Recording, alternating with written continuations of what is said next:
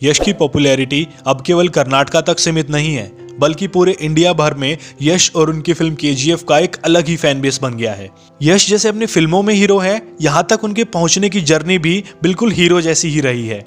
यश का जन्म 8 जनवरी 1986 को कर्नाटका में बेंगलोर से लगभग 180 किलोमीटर दूर हसन डिस्ट्रिक्ट में एक मिडिल क्लास परिवार में हुआ था। उनके पिता Arun Kumar Karnataka state road transport corporation में एक बस ड्राइवर का काम करते थे और उनकी मां पुष्पलता एक हाउसवाइफ हैं। यश के बचपन का नाम नवीन कुमार गौड़ा था और उनकी छोटी बहन का नाम नंदिनी है।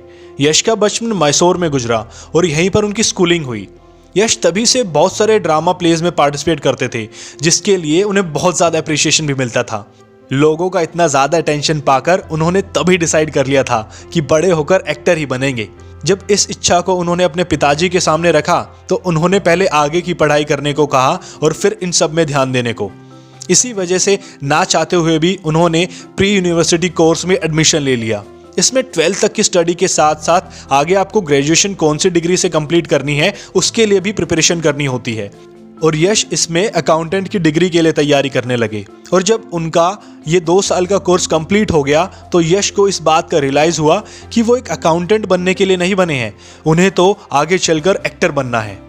तो अकाउंट्स की पढ़ाई में टाइम वेस्ट करने से कोई मतलब नहीं है। और जब उन्होंने अपनी पढ़ाई छोड़ने की बात पिताजी को बताई तो उस टाइम वो बहुत नाराज हुए, लेकिन यश को अपने आप पर पूरा भरोसा था कि वो आगे चलकर कुछ ना कुछ बड़ा जरूर करेंगे। और यश उस समय अपना घर और परिवार छोड़कर अपने सपनों को पूरा करने के लिए बेंगलोर जाकर शिफ्ट हो गए। और यश के पास पहले से सेव करके रखे गए कुछ पैसों की वजह से बेंगलोर में उनका कुछ समय तो अच्छा ज़रूर गुजरा, लेकिन उनके सेव करके रखे गए पैसे जैसे जैसे खत्म होना शुरू हुए वैसे वैसे यश का स्ट्रगल भी शुरू हुआ। और यश ने थिएटर आर्टिस्ट के तौर पर एक ड्रामा ग्रुप को वहीं पर ज्वाइन कर लिया। यश को वहाँ पर धीरे धीरे नोटिस किया गया और उनकी एक्टिंग स्किल्स को पहचाना गया।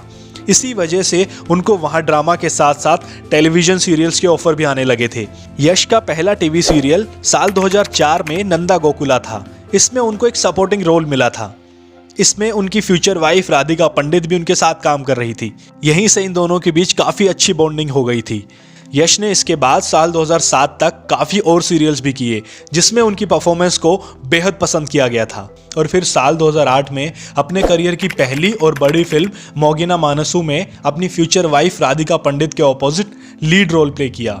और इसके बाद यश ने और भी बहुत सारी बड़ी फिल्मों में काम किया जहां पर उनकी परफॉर्मेंस को काफ़ी सराहा गया। इसी दौरान यश ने राधिका पंडित के साथ साल 2014 में आई film mister and missus Ramachari में काम किया, जो कि उस समय की कर्नाटका में सबसे ज़्यादा पैसा कमाने वाली फिल्म बन गई थी। और इसी के साथ ही यश की पॉपुलैरिटी उस समय कर्नाटका में आसमान छूने लगी थी और वो सैंडलवुड सिनेमा के one of the highest paid actors की लिस्ट में शामिल हो गए थे। लेकिन इतना होने के बावजूद भी यश के पिता अरुण कुमार साल 2014 तक भी एक बस ड्राइवर के तौर पर ही काम करते रहे थे। इस बारे में उनके पिता का कहना था कि यश अपना काम कर रहा है और वो अपना काम कर रहे हैं। यहाँ तक कि यश ने अपने पिता को एक कार भी गिफ्ट कर दी थी जिसमें बैठकर उनके पिता बस डिपो तक बस चलाने जाते थे, जबकि उस बस डिपो का मालिक खुद एक स्कूटर से वहां तक आता था। और फिर फाइनली साल 2014 में उन्होंने रिटायरमेंट ले ली और इसके लिए यश के पिता की तारीफ बाहुबली के डायरेक्टर एस.एस. राजामौली ने भी की थी। यश अपने फिल्म केजीएफ चैप्टर 1 के प्रमोशन के दौरान एस.एस. राजामौली से मिले थे और जब एस.एस. राजामौली को पता चला कि उनके पिता एक बस ड्राइवर थे तो उन्होंने यश के पिता को यश से भी बड़ा हीरो बोलकर उनको अप्रिशिएट किया था। और फिर यश ने आगे चलकर साल 2016 में राधिका पंडित से शादी की और यश ने उस टाइम पर अपने फैंस का ध्यान रखते हुए अपनी शादी के रिसेप्शन में ओपनली सभी को इन्वाइट किया। और इतने ग्रैंड रिसेप्शन को देखकर कर्नाटका के बहुत सारे लोग वहां पहुंचे थे। अभी यश और राधिका के 2 बच्चे हैं, एक लड़की और एक लड़का। यश और उनकी वाइफ मिलकर यशोमर्गा फाउंडेशन नाम से एक ट्रस्ट चलाते हैं जिसके अंदर अलग अलग प्रोजेक्ट्स पर वो कर्नाटका के ज़रूरतमंद लोगों की मदद करते रहते हैं।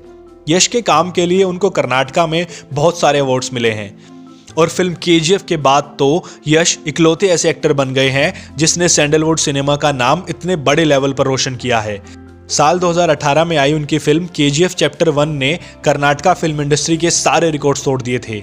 ये सैंडलवुड सिनेमा की उस समय तक की सबसे महंगी फिल्म थी और ये पहली इतनी बड़ी फिल्म थी जिसको कन्नड़ भाषा के अलावा हिंदी, तेलुगु, तमिल और मलयालम में भी डब करके रिलीज किया गया था।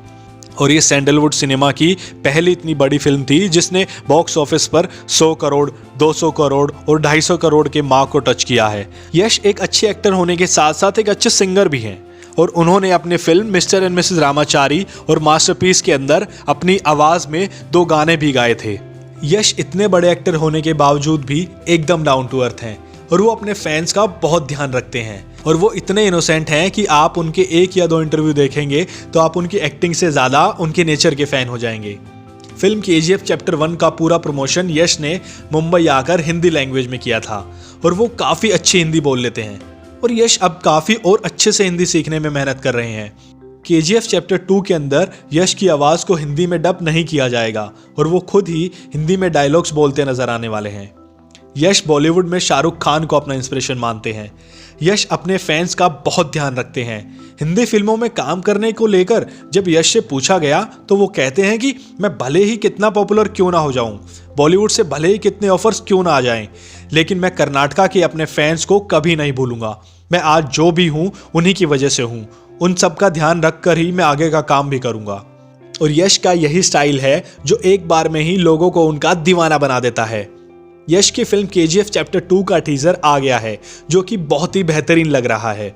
मुझे यश का नेचर बहुत पसंद है। आप उन्हें क्यों पसंद करते हैं मुझे नीचे कमेंट सेक्शन में ज़रूर बताइए। तो मिलते हैं अगली बार, तब तक के लिए धन्यवाद। So do subscribe and press the bell icon to be updated. और हाँ, अगर आप कोई टॉपिक रिकमेंड करना चाहते हैं, उस पर वीडियो चाहते हैं तो नीचे कमेंट सेक्शन में ज़रूर बताइए।